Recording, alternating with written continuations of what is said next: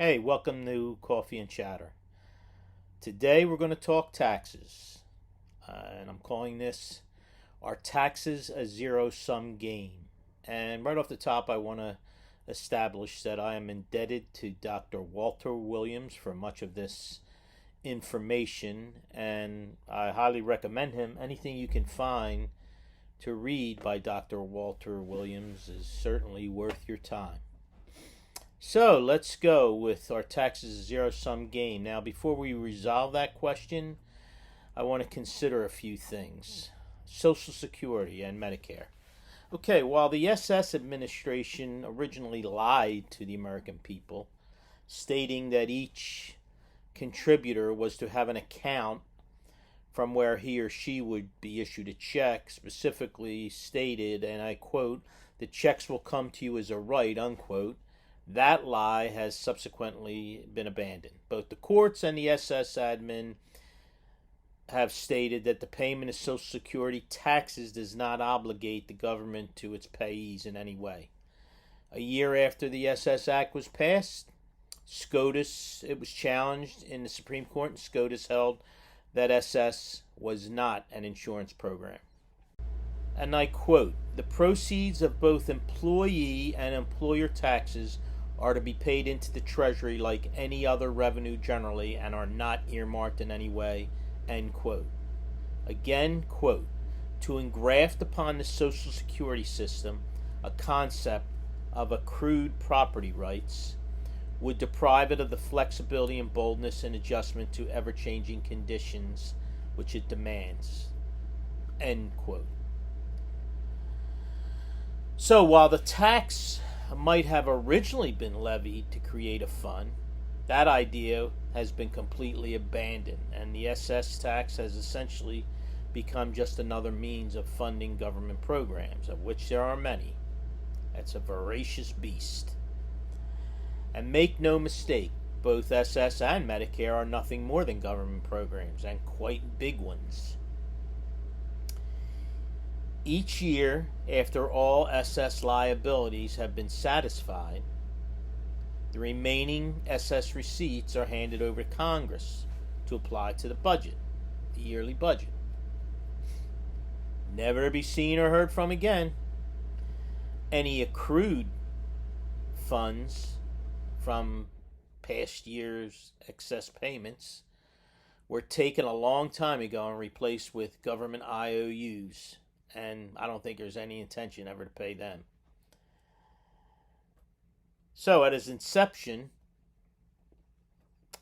there were 159.4 SS contributors to every SS recipient.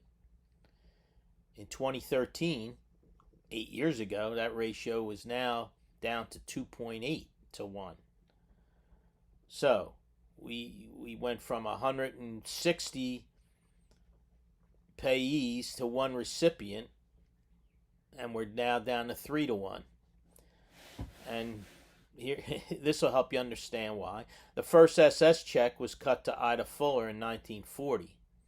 She had paid in a total of $24.75 before becoming a recipient and going on Social Security, and subsequently collected a total of $22,888.92 in benefits, receiving back her total SS investment in the first month. Begin to see a problem here? Yep. So, as to a zero-sum game, let's tackle that. To be clear, SS and Medicare, both employee and employer contributions, have morphed from payments dedicated to SS and Medicare into general taxes. They essentially go into the general tax fund, no matter what they tell us. So why not call the taxes what they are? Well, because the American population is ignorant about that, and the Congress wants to keep it that way. Look, there are still people who think that there's a Social Security fund, a black box with a couple $1 trillion in it. So, you let the cat out of the bag, and people, the congressional approval will fall from, 5% to like minus 5%. people not too happy about the situation when they find out. All right, so how do we think people would react if they realized their income taxes were actually a total of 7.65% higher, reflecting Social Security and Medicare, than what they'd been told? And it's actually double that, but we'll get into that a little further down. And furthermore, that 7.65 was not figured into their total tax liability and juxtaposed to what was being charged against their income. In other words, when the tax liability is calculated based on income, only federal income taxes already withheld offset the tax liability, and just decide what's owed or what's refunded. Okay, the SS and Medicare taxes, known as payroll taxes, are not credited as taxes received. They're just there. It's not calculated as as the income tax liability. They are separate taxes, and they're not added in, so they don't reduce your tax liability. So, to understand the total tax liability, consider that it's based on income minus taxes previously withheld. When all that's said and done, you can throw in your 7.65, and that'll tell you what you actually paid in taxes. And that 7.65 does not create any refund. Doesn't break any threshold, and you get money back. So, in other words, if a person were earning $100,000, and let's say income taxes were at 20%, that would reflect a $20,000 income tax liability against that income stream. So, let's say through weekly income tax withholding, that employee had paid $30,000. Well, at the end of the year, she is due a $10,000 refund. However, unbeknownst to most, the additional $7,650 of payroll taxes, which are Social Security and Medicare, do not figure into the income tax withheld. It's just a $30,000. So the refund is based on that. $7,650 is additional. So you ask, why?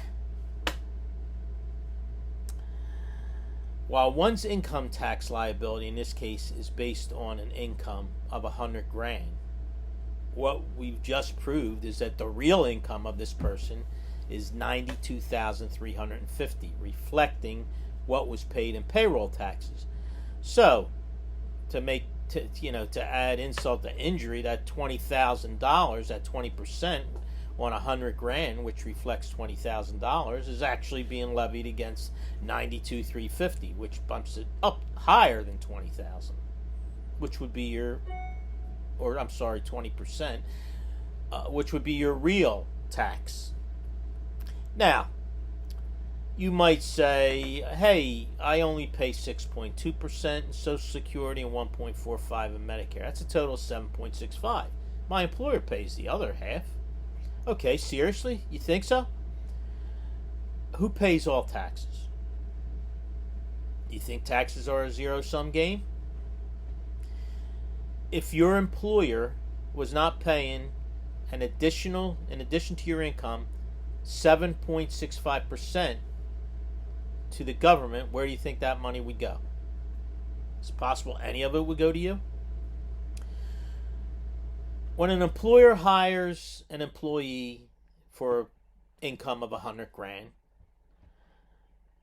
that employer knows that she is going to have to recoup more than $100,000 before that employee starts to become profitable, because the employer knows he or she's got to pay an additional $7.65 in payroll taxes.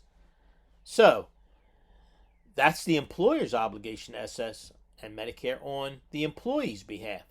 So, before that employee becomes profitable to the employer, he or she would have to overcome a threshold of $107,650. That's the threshold.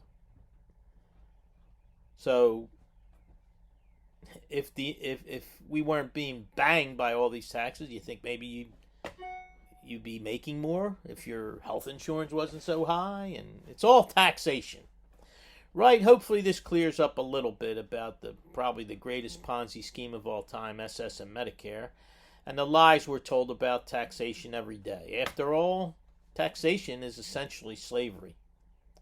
Now, if I've got something wrong here, please, by all means, correct me, let me know. I'll adjust it, I'll look into it. But in the meantime, I say, go ahead, change my mind. As a postscript, I want to add that in retirement, the Medicare tax does not expire, doesn't stop. Social Security recipients have a portion, a premium, so to speak, a Medicare premium deducted from their SS payment every month. Now, it's not like that's the end of it. Most retirees realize that the 85% Medicare coverage on most things, I don't think it covers everything, isn't sufficient. They don't want to have to assume that other 15%. So they will purchase some kind of Medicare Gap or Medicare Advantage insurance, depending on what their insurance needs are. They see the doctor a lot. They get a lot of meds. They better get more insurance. Okay, so they've come up with these schemes to help pay what Medicare doesn't cover. Furthermore, depending on any particular retiree's financial situation, Social Security payments might also be taxed. Great work if you can get it right. All right, that's it today for taxes and the zero-sum game. And again, I just want to point out I'm indebted to Dr. Walter Williams. The guy's spot on. We just lost him recently. But anything you can get to read by Dr. Williams, by all means, it's well worth your time. All right, thanks for following and listening today. Have a great day.